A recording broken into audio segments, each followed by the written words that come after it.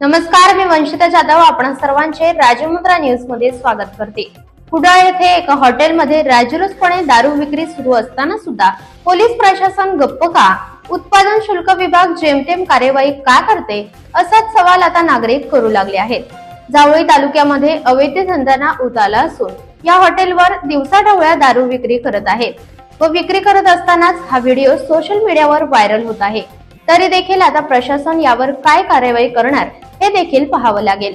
कुडाळ ग्रामपंचायतीने उत्पादन शुल्क विभाग आणि पोलीस प्रशासन या दोघांना पत्रव्यवहार केल्यानंतर तालुक्यात अवैध धंदावाल्यांचा मुसक्या आवळल्या असा ग्रामपंचायत उपसरपंच सरपंच यांनी निवेदन देण्यात आले आहे। यांच्या निवेदनाची दखल घेत प्रशासन मात्र धातुरमातुर कार्यवाही का करते असा सवाल ग्रामस्थ करू लागले आहेत।